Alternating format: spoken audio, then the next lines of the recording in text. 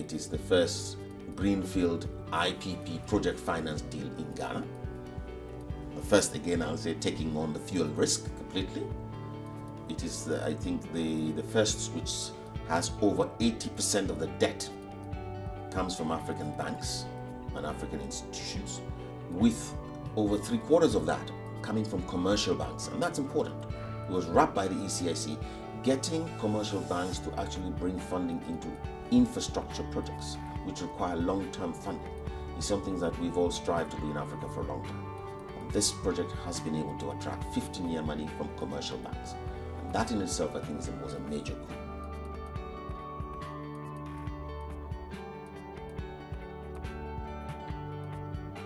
As a CCGT, it is one of the most efficient technologies that we have in Ghana for power generation.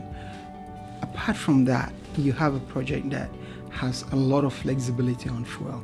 We purposely designed it to be able to run on all the major fuel resources, light crude oil, diesel fuel, natural gas.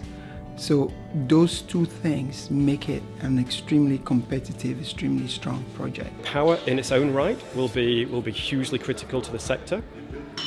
But more broadly, the investment into the economy, this is close to $800 to $900 million worth of investment into the economy. Lenders are demonstrating here and investors are demonstrating a huge confidence in the economy.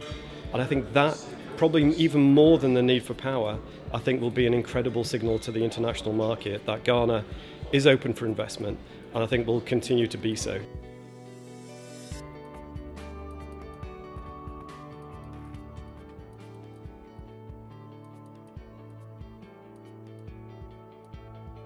AIM prides itself as being one of the fund managers with the longest history of investing in infrastructure projects on the continent, and Ghana is one of our kind of more favored jurisdictions.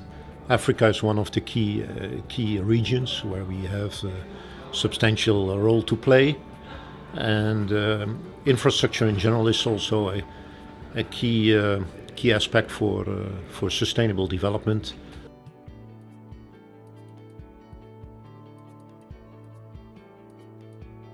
You played only the white keys, you get sharps. And when you play the black keys only, you get flats. But when you play the two together, the white and black, there is harmony and good music.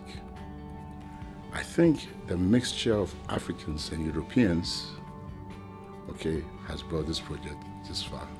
And it shows what cooperation between the continents and individuals, irrespective of race, can do for humanity.